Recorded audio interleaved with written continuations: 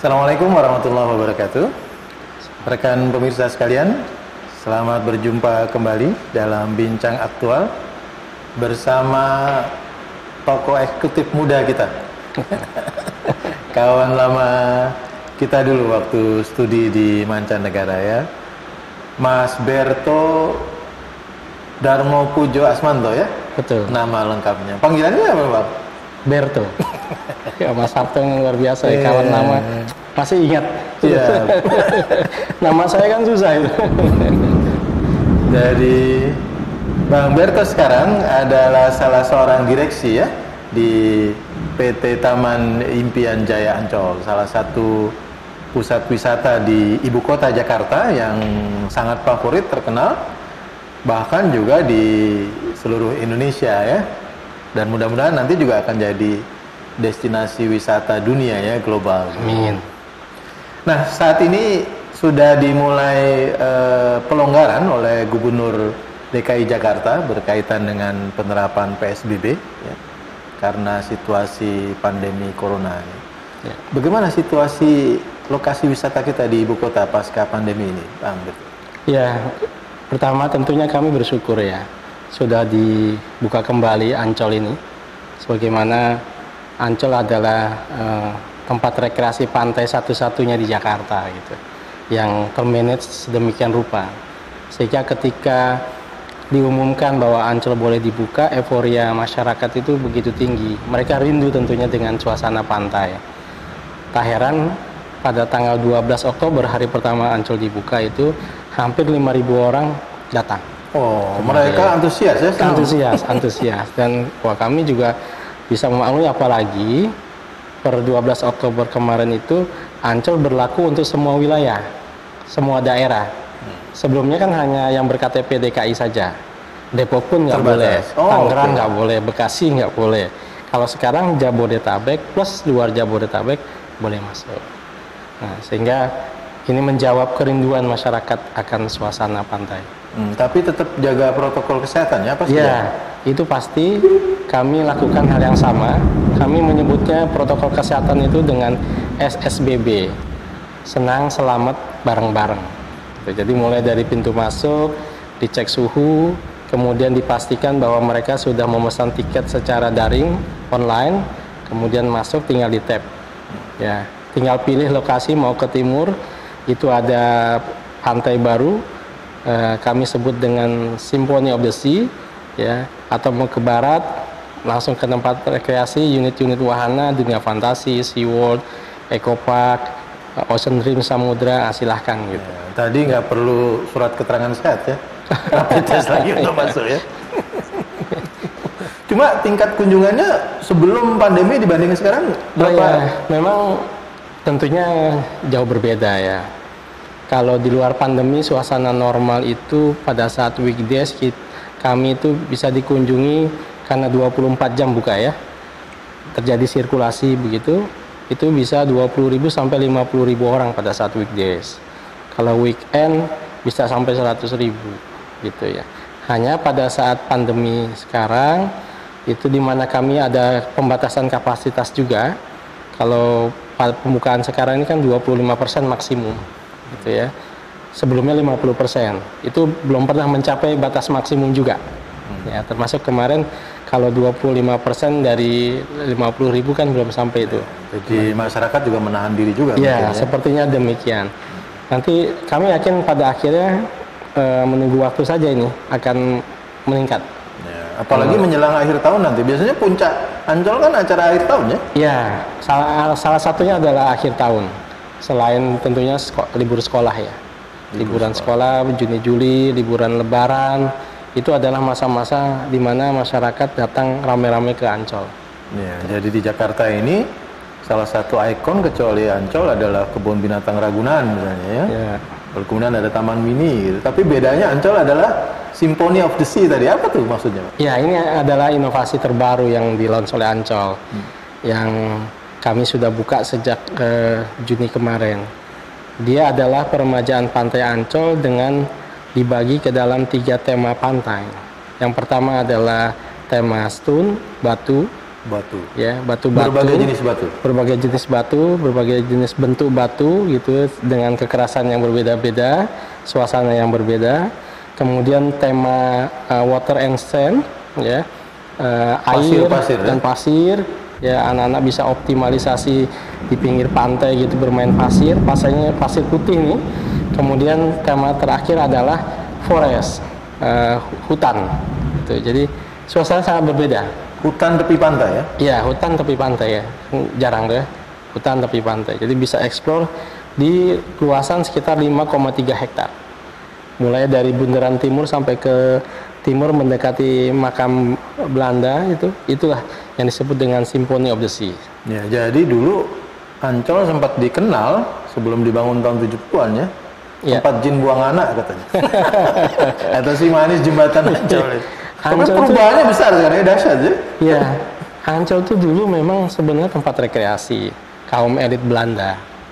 Begitu Belanda pergi, dia terbengkalai jadi semak belukar. Sampai seorang Insinyur Soekarno meminta kepada Gubernur DKI saat itu Pak Sumarno untuk menghidupkan kembali Ancol sebagai tempat rekreasi, tapi khusus buat masyarakat. Kemudian bekerja sama dengan Pak Ciputra dan seterusnya sampai kemudian secara bertahap Ancol seperti sekarang. Ya, jadi antara penentu kebijakan, pengusaha dan juga kreator ya. Betul. Yang membawa arsitek. Iya, tepat. Tapi juga di Ancol ada wahana yang modern ya, kecuali tadi yang natural, ya wisata alami juga ada yang modern. Iya. Di Ancol ini kan berbagai macam rekreasi ada, bertemu budaya, seni dan budaya. Ya, dulu pasar seni terkenal. Ya, pasar seni, ada Friday Jazz, ya kan, Friday Jazz Night itu, ya.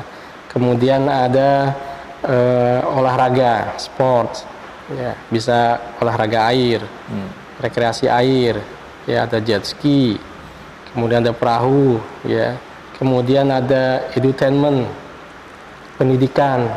Contohnya kalau mau belajar tentang kecepatan dari halilintar yang ada di dunia fantasi, bisa bicara masalah gravitasi, ya, itu juga bisa di Dufan, ya, dan sebagainya. Dari berbagai sudut Ancol ini bisa menjadi ajang atau objek pembelajaran buat masyarakat. Ya, jadi gitu, paket lengkap ya, all in semua kebutuhan, ya, wisata dan rekreasi, edukasi sekaligus. Ya.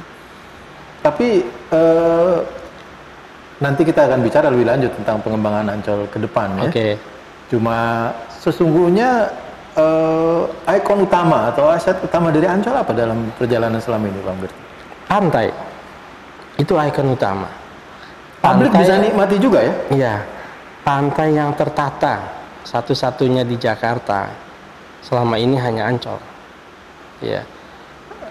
Yang tertata sedemikian rupa, yang perkembangannya itu bisa dinikmati oleh masyarakat dari waktu ke waktu, mulai dari yang kondisi sangat sederhana sampai seperti sekarang ini, ya, pantai.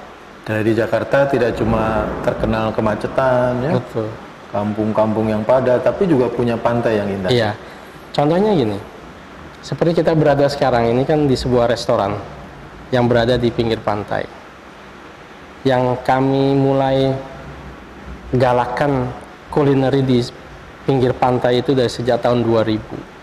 Sebelumnya ada restoran-restoran yang tetap di dalam Ancol, tapi dia agak jauh dari pantai. Begitu kulineri kita kembangkan di pinggir pantai, yang di belakang ini mati dia. Kenapa? Karena ada suasana yang berbeda, yang lebih menarik dan lebih kuat. Orang bisa stay lama di situ menikmatinya, yaitu pantai. Dan sebenarnya ada masyarakat di sekitar Ancol ya yang juga hidup sebagai nelayan mungkin, ya, atau juga jadi pedagang. Bagaimana melibatkan masyarakat partisipasi? Ya, Ancol ini kan sebuah BUMD ya, dimana punya visi misi yang sejalan dengan pemerintah tentunya.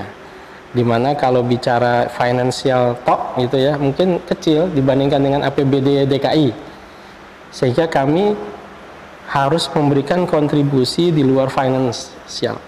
Kami harus memberikan kontribusi dari sisi sosial. Nah, kan keberadaan Ancol sangat mendukung.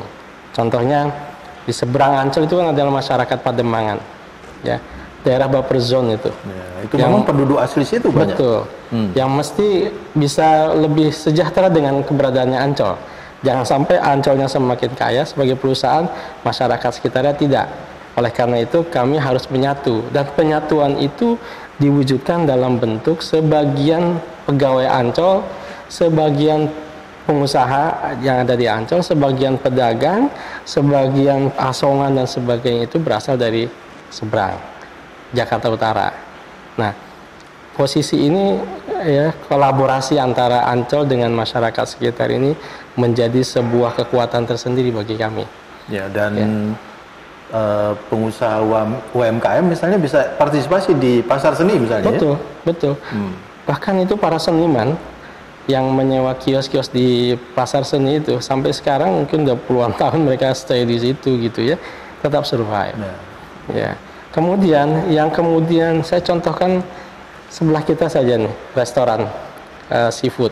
Ya, tentu masyarakat Jakarta sudah tahu gitu ya, apa nama favorit ya? nama favorit restoran ini gitu ya. Itu sebenarnya yang bersangkutan, ownernya itu bermula dari cuma punya food stall mungkin ukuran 2x2, cuma 2x2 di Ancol. Tapi dia kemudian berkembang ketika pada saat krisis tahun 98, tahun 2000-an tuh Ancol mengembangkan satu kafe namanya Selera Asia di lokasi ini, yang dulu namanya nih Seaside gitu ya, menjadi sebuah kafe Selera Asia yang terdiri dari beberapa kafe. Nah, yang bersangkutan tadi dari cuma punya 2x2 kemudian menjadi 4x4, dan dia menjadi satu-satunya kafe yang paling ramai pada saat itu. Kenapa? Karena dia yang paling enak rasanya dan paling murah, paling terjangkau. Kenapa paling terjangkau? Karena dia mengembangbiakan sendiri, membudidayakan sendiri seafood-seafoodnya, dan sekarang dialah yang mengelola seluruh areal ex cafe tersebut. Ya, ini luas sekali di sini ya, yang terkenal di Ancol. Yeah. Nah, itu adalah sebuah bukti sebenarnya Ancol itu memang tempat yang sangat mengakomodasi bagi mereka yang ingin maju lah ya, masyarakat yang ingin mengembangkan diri mulai dari UMKM kemudian menjadi seperti sekarang. Pemberdayaan juga berlangsung ya bagi masyarakat sekitar. Menarik sekali perbincangan kita dengan eksekutif muda kita, Bang Berto Asmanto ini. Kita akan lanjutkan pada segmen berikutnya.